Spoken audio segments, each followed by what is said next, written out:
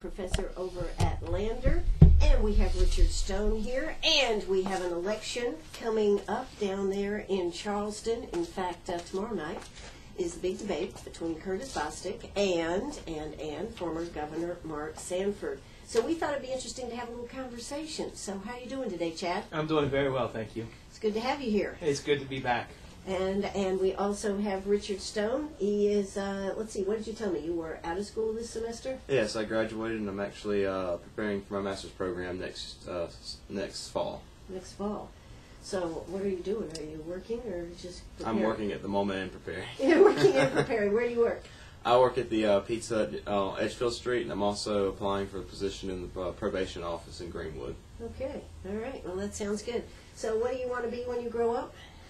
A student, obviously. It's a student forever and ever. It's good work if you can get it, That's right, yeah. No. But I did. Professor. I actually plan on being a city manager once I get out my master's degree. Okay. What do you want to get your master's in? I want to get in public administration. Public administration. Okay. Well, we want to talk a little bit about what happened down there in Charleston in the 1st District. And Chad, what do you think about how everything laid out there? It was incredibly interesting. I was looking at some of the results last night, and well, we have Mark Sanford again. So, name, ID, and money go a long way. And just kind of looking at some of the results, he did very well in Charleston County again. So, and that really, I mean, he, by a long shot, easily won that. Again, there's going to obviously be the runoff, but I mean, he did extremely well, where he needed to do it. So, again. Well, what does that have to do with forgiveness and flawed candidates and everything? I understand that Weiner is thinking about getting back into politics. He jumped out, for a year, a little over a year, and Weiner may be back in again. Yeah, he almost, I still wonder maybe if he could have maybe even survived that whole scandal, because, it's kind of one of those things. You can go and ask for forgiveness, and depending upon your district, you can get it. If you think about Jesse Jackson Jr., he had that huge cloud over his head, during the 2012 election, and easily won re-election again. And now he's, he may be going to prison, or so. We are very forgiving, it turns out. What does that say about our country, though? Being that forgiving, I mean. I wonder, again, one of the things that this makes me think about is, just the fact that we have these safe districts, and you have name recognition, and we have people that are tied to, a party, will elect anybody. I guess I was talking to Richard on the way in. I was thinking about, it's almost like we've become Italian politics. I was thinking of, because in Italian, my cousin went over to Italy, and he was always aghast at the fact that these Italian politicians would get in trouble, and they would sometimes even go to prison, and they would come out and ask for forgiveness. And being a very Catholic society, I grew up Catholic. It's kind of like, if you ask for forgiveness, you are given it. It's like Berlusconi, again, you come out and you can run again, and all is forgiven. So kind of the interesting ties to, I wouldn't associate Charleston with being a huge Catholic population, but it almost seems like it, given what happened. So, you ask for forgiveness, and it seems to be given. So that seems to be what has happened. Yeah, it's people are able to come back and have their comebacks, apparently. So absolutely, there's a whole lot of interesting things that go. And sometimes, it just seems kind of unbelievable. I remember when I first heard about Mark, Sanford running again, I thought, surely no one would vote for him again after what he's done. Especially, really, the whole scandal is barely just over yet, and it should be fresh in people's mind. But here we are again. I mean, he was easily the top vote getter in this whole thing. And now that the field is narrowed down to do, I can't help but think that even though Bostic seems like a really good candidate, I was kind of looking over his bio last night, I think Sanford kind of has, a juggernaut, at least with name ID and the money that he's raised. So again, at least in the Republican runoff here that's going to happen, I would have to say that he's the favorite easily. Absolutely. Well, Richard, what do you think about what is happening down there? What do you think? Do you think our candidates should be so, I'm going to use the word, so easily forgiven? I personally enjoy the fact that we've brought Jerry Springer into Charleston, South Carolina. It's very nice to be able to see that everybody can just do whatever they like when they're in government and then come back a few years later. Honestly, though, I'm disappointed in Sanford just the way he acted, especially toward his wife and her feelings in the situation. Mm-hmm. And I felt like she should have ran in the race to just go ahead and spice it up a little bit further, see who would have really won. Well, then that would have definitely given us a national platform here, wouldn't it? That's absolutely right. It would have been a national election, not just a South Carolina election. You know, some of the comments that have been made, Chad, are the fact that, yes, Mark Sanford got 36.9%, 37% of the vote, but if you add up all the rest of the vote, does that bode well for Sanford or not? Did people vote for Sanford, and did they vote for a candidate because they really believed in the candidate, or were they voting against Mark Sanford?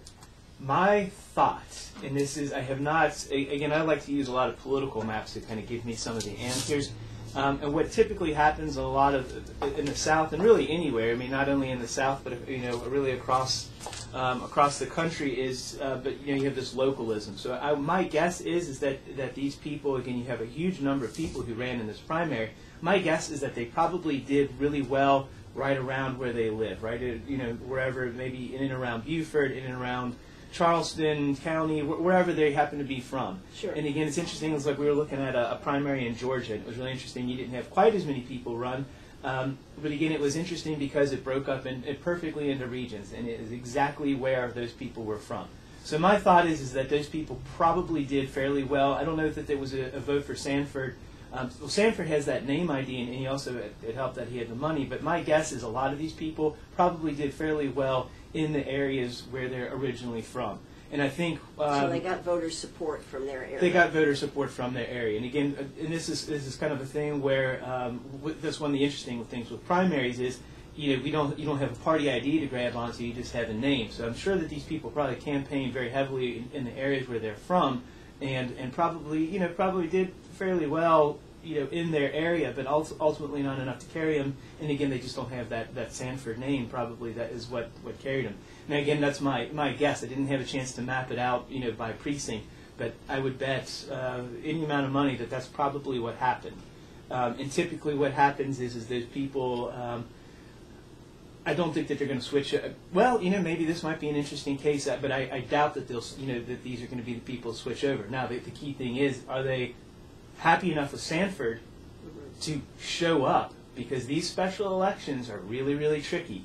Lots of odd things happen in these special elections, and if you don't have a good ground game, if you have an unpopular candidate, or if you have a contingency of the population who aren't happy with Sanford, if those are anti-Sanford votes, are those people going to show up? And I think that's the big question. But my guess is that those are people that they probably got their constituency, the people really close to where they live, to vote for them. That's my guess ultimately. And probably he has some anti-Sanford, anybody but Sanford type of vote in there, I would imagine, because I'm sure he's a very polarizing figure. Absolutely. Given the reaction that have in national news and local news and kind of talking to people around here, very clearly very, very polarizing. So there are going to be some of those votes in there, but I think it's probably more of the local people. All right. Well, Richard, what do you think? We're going to have a runoff here, and do we think that it could be possible that Elizabeth Colbert Bush could pull this off and change a totally Republican district? I mean, she got 15,800 votes in from the Democratic side. Could she pull it off? Well, I believe it certainly is possible, just by the fact that she has her own name recognition from her brother, and just like Dr. Kinsella was pointing out, that Sanford's people may just go away from him in droves to go into her camp because she is a woman and she can push that issue that Sanford was objectifying women, as well as treating. Well, I understand it's 51% of the voters are women down there. Absolutely, and they lean more toward the middle than the upstate does. So I mean, they're more likely to be more affectionate to that kind of thought process. Which I'm not going to say that Sanford was right in any of his choices, especially asking his wife to run his campaign for him again. But I do think it is a possibility. It was a possibility. All right. Well, hey, we are here with Richard Stone, a graduated student from Lander. We are here with Chad Kinsella. He is a professor at Lander. We're going to hear a quick word from our sponsors, and we'll be right back. So don't you go away. Arg, are you a pirate or a pack rat? Do you have a vacation of a lifetime sitting in the attic? Or a college tuition hung on a wall? Or is a fabulous retirement hidden in your jewelry box? Bring those items to Sharp Facets Gallery. We can establish value and buy from you or sell for you. And so ends another chapter at Sharp Facets Gallery, 72 Bypass, and on the web, sharpfacets.com. All right, we're right back here, Sharp Facets Gallery. Hey, I'm Ann Eller here with Chad Kinsella, and who is a professor at Lander and a recent Lander graduate who graced us last year in November after the election and provided an enlightening conversation for me and I think a lot of our listeners here. So it's good to have you here, Richard Stone. Now, Richard, what do you think? If you were in that district, and being a political science, you did major in political science, right? Right. How would you be thinking about voting on this? We have Curtis Bostic, we have Mark Sanford, and we have Elizabeth Colbert Bush. Personally, I would probably just stay away from the election. Just abstain. See, now, wait a minute. Now, that's terrible. That's terrible. Well, here's the problem. You have one candidate who is writing off, and this is a special election, short amount of time. They're writing off their money and previous name recognition, good or ill, and pushing out any decent candidates. You have the second candidate that's going to be a major competition across the road. She is also running off of name recognition. Now, I can't cross the road and feel good about myself. I can't exactly vote for the person who cheated on his wife as well as lied to all the constituents that voted for him in the state. So I think the smartest thing... So he apologized. And he also went up to his wife and asked her to run his campaign and said this time he'd pay her. This is true, but okay. But then there's what about Curtis Bostic? Honestly, I was looking for Peter McCoy to kind of do a little bit better than he did. He was kind of my pick, and I actually do some work with CSM Strategies, the consulting firm, and they were kind of getting behind him, and then he had to step out just because everything didn't go so well. As you can see, with Sanford, essentially the 800-pound gorilla in the room just pushed everybody out. No one could build up against the money that he's willing to throw around. Since he's already on his third television commercial, he's already spent over $125,000. Nobody can really compete with that with the amount of time. And places like Club for Growth, they're not going to jump in because they've had agreements with Sanford in the past. So no one can get money to compete with him. And I honestly just don't, I really don't feel comfortable voting for him because if he does win, what's going to happen in Washington? Is he going to go to Canada and find him a nice Quebec person that he's in love with? Well, that's interesting. I thought he was engaged to her. But he's married before. I mean, you know. But he's divorced now. Yeah. Hey, I figure the problem is she needs a visa. That's what I figure, and that's probably why she is not here and not part of the. Not part of it, but once they get, if he is elected, I'm sure. And the other thing I have thought of, maybe she wanted him to have a real job. That's true, very true, very true. But then there are those that look at Governor Sanford and said he did a lot for the cause, for the Republican cause. And so, how do you justify it, Chad? What do you think? He is still very popular in a lot of circles. There are, really, if you. Something I was thinking about is looking at some of the articles, and had he not done his little trip, I guess we'll say, and, the Appalachian Trail, keeping with the Appalachian Trail, Argentina via the Appalachian Trail. Who knew it ran that far? He might have been a contender in 2012. I mean, the idea was the sky was the limit for him. He was a huge favorite nationally. And again. Before I came to South Carolina, Sanford was a national figure. I was basically in Cincinnati, Ohio. People knew who Sanford was, or really is, and now that he's back. So, Thank you. You know, there is a contingency of people. You know, if they are willing to get around the fact that his transgressions. I mean, there are a lot of people who believe that he did a lot of really good things, and so he does have a constituency of people who maybe are more easily susceptible to saying it's like, well, we don't agree with what you did, but we can still vote for you again, and maybe Congress, maybe this is kind of that stepping stone. Maybe do a little less damage, perhaps, as opposed to governor. But anyway, so there is a constituency of people who do believe that he did a really, he did a really good job, and he did a lot for the party. Sure. Prior to his transgressions. Well, he was on the short list to become the next presidential candidate. When he blew it. Yeah. I mean, really, he did it. And we can never go back and know what happened with history and what happened had he run. But South Carolina's a key state within the primary, within the Republican primary. So, we would think that he would have easily won that one. So, would that have been enough momentum? Maybe he would have ran against Obama. I don't know. We, of course, will never know. But I mean, so there is a group of people, a large group of people out there who do feel that he did a very, very good job. And so, it's not, there might be some anti-Sanford people out there, but there are some people who have, outside of his one mistake, I'll take his line, he did a lot of good. So he still is a popular figure in a lot of different circles. I just think politics and flawed individuals seem to go together, don't they, Chad? Yes, they do. Yes, they do. All right, we're going to hear a quick word from our sponsors. We'll be back. Don't you go here at Sharp Facets Gallery. We're just talking about some of the interesting things that you learn when you're going to campaign school. Yes. Chad, go ahead and just explain that to us. That's an interesting, because we do have so much of this. And part of it, I think, is society is changing so much. Well, I mean, we have gay marriage in front of the Supreme Court yesterday and today.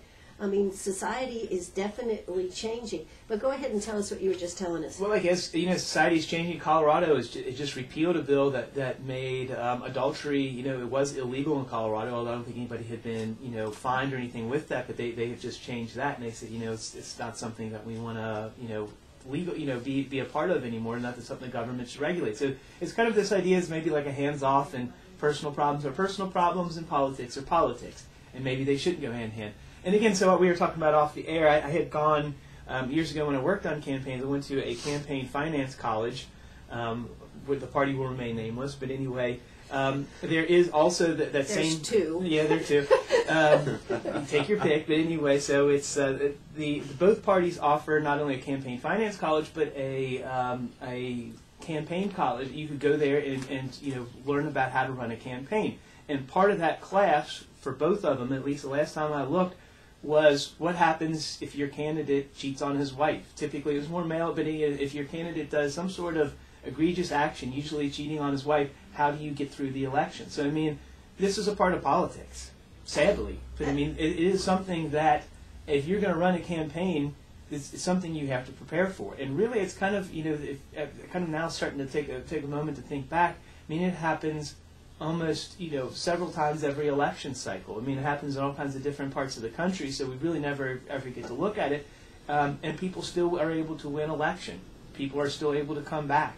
So again, it's something that it's almost become part of the campaign. I don't know if that's necessarily a good thing about the people we're electing, but I mean, it is a reality of campaigns today that you have to deal with and find a way to get around these type of problems. And if you look at what's happening, apparently we're being very, very effective. So the message is working in order, we can get around.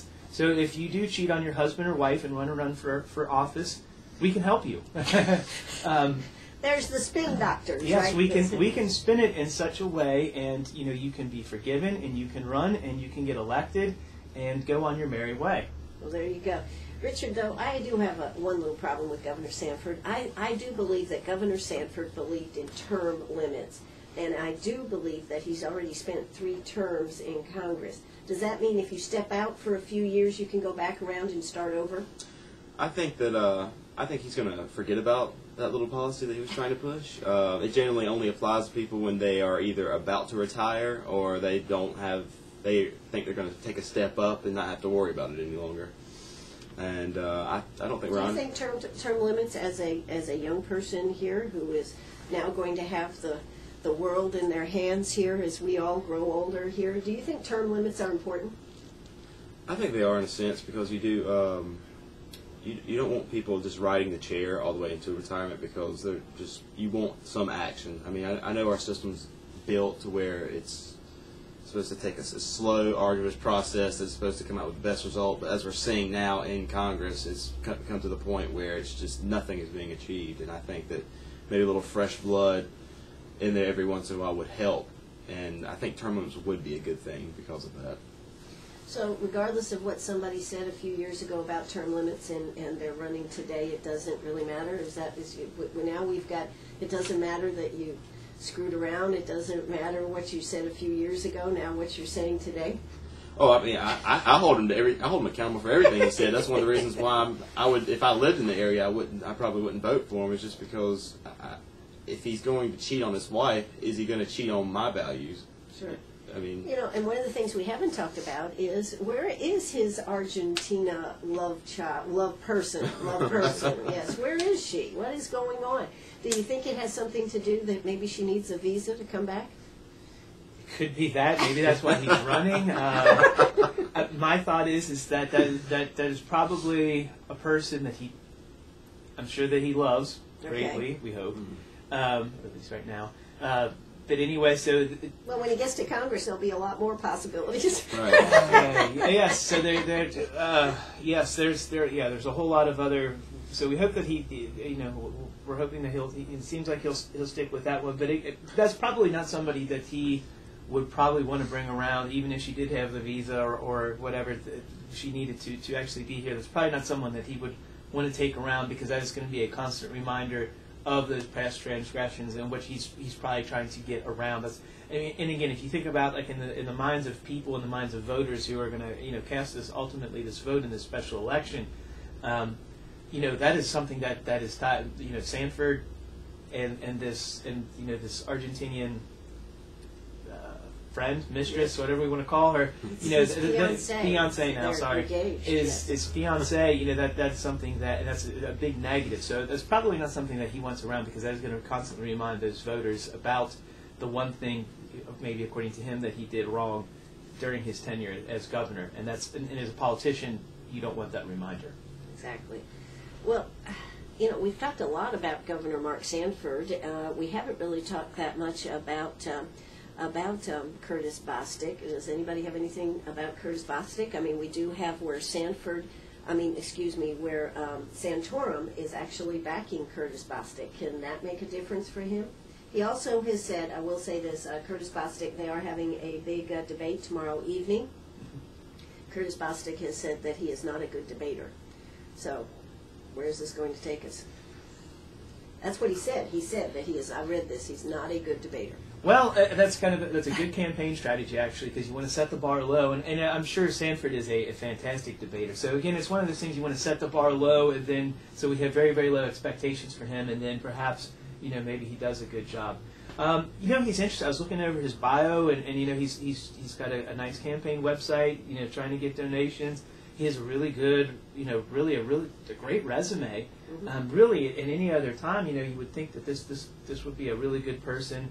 To run for office. He was, I think he was a Marine. He was in Operation Desert Storm. He had volunteered. He's been very active in Charleston. So, I mean, he's on county council or city council. He's on a council. Yeah, he's on a council. He's been very, very active, and really, he seems like he would be a great politician. He would be a great choice. I don't know if he's going to be able to beat the juggernaut that is Sanford, but he seems like a really interesting candidate. Again, he hasn't gotten a lot of play. Santorum backing him, that might have helped perhaps better in the Piedmont or the upstate.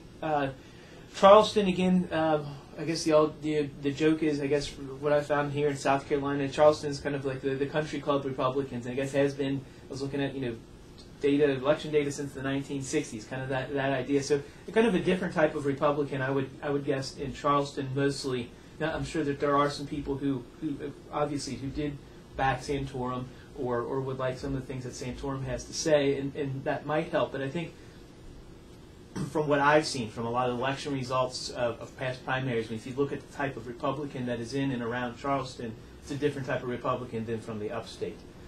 So I don't, Santorum, I mean, it can't hurt. Sure. So it should be able to help maybe just a little bit, but it maybe some other firepower. And that's kind of something interesting. I would be surprised maybe that the party hasn't tried to do a little something to maybe they see kind of the writing on the wall and realize that this is just something that they'll have to deal with, and that's kind of my guess. But you know, I'm a little surprised that something wasn't done, because you know, Mark Sanford, again, the GOP has a problem with women at this point. There is that voting gap, and I don't think that this helps at all, quite frankly, having him in all this. So yeah, I'm a little surprised that more people have not, you know, tried to do something. Maybe maybe the party doesn't want to step in, and that usually they don't during a primary unless you have extreme circumstances. Sure. But I'm surprised more people outside of Santorum have not jumped in to try to maybe sway this one way or another, because of the baggage that comes along with Sanford. Interesting. Well, we are here at Sharp Facets Gallery. We are talking with Chad Kinsella and Richard Stone. We only have a couple of minutes left. Ooh. And what about Elizabeth Colbert Bush? What do you think? I think she has very good name ID. Well, even though hers is Colbert. Colbert. Yes. He is, you know, and quite frankly, I mean, it goes, a lot of it is name ID. And again, Stephen Colbert is very popular. Sure. I mean, especially probably among Democrats. And you know, I was talking to Richard before we came in today. Special elections are wide open, and you know, we could say it's a crapshoot.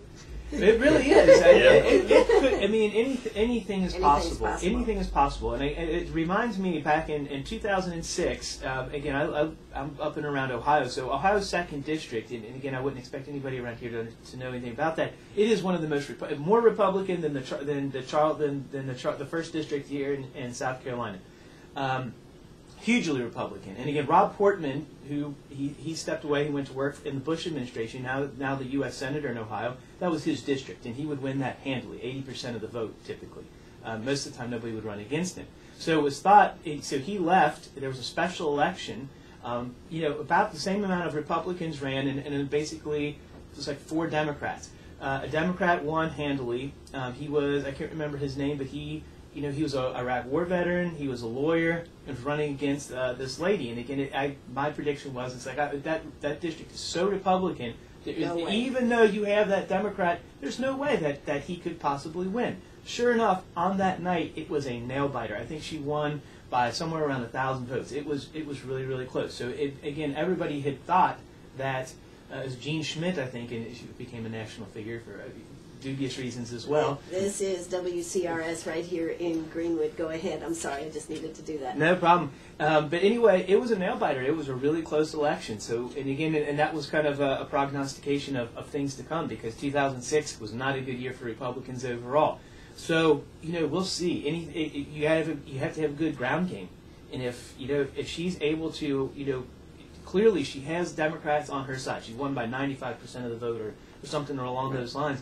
If she can get those people to turn out, and if the Republicans are maybe even just a little bit leery, like Richard, and you know, there's got to be some people just like Richard who are going to say, you know, I don't really like the choices here. You know, they're not probably, you know, Republicans aren't going to cross over, even though they might consider themselves independents. Typically vote Republican. They're not going to cross over and vote for a Democrat. But if they don't show up, then that'll be the issue. That's the issue. If Democrats are fired up and Republicans are not, and they have a better ground game, they can turn that. I don't know how long she'll stay there, but you know, anything is possible. It's a short period of time. It is. Absolutely. I think, what is the election? Is it May 8th or something? It's coming right up, so it's very, very close. It is coming up. So I mean, if they have that ground game, I mean, special elections are kind of it is kind of the crapshoot, as you say. Basically anything can happen.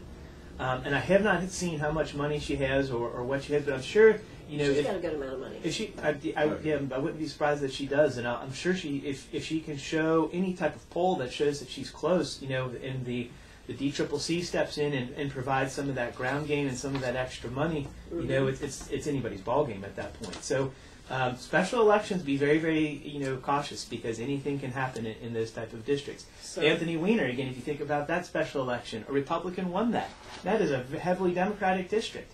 So again, special elections, it's you never know. well, that is the primary runoff between Curtis Bostic and Governor Mark Sanford is April 2nd. The the election itself is May 7th. And we didn't even talk about the Green Party. But hey, we're out of time here, folks. I'm Ann Eller. Richard Stone, glad for you to come by and give us your opinions here this morning. Always good to get a young person's view. I appreciate being invited back. Thank you. You're welcome. And Chad Kinsella, thank you for taking time out of your busy schedule and coming to talk politics with me this morning. It is an honor and a pleasure. Thank you. All right, that'll do it for us. This is WCRS right here in Greenwood. We'll join the news in progress. We'll be playing this back this afternoon at 4 o'clock. If you missed any of it, tune back in 4:05 for Meet Me at the Diner right here on WCRS.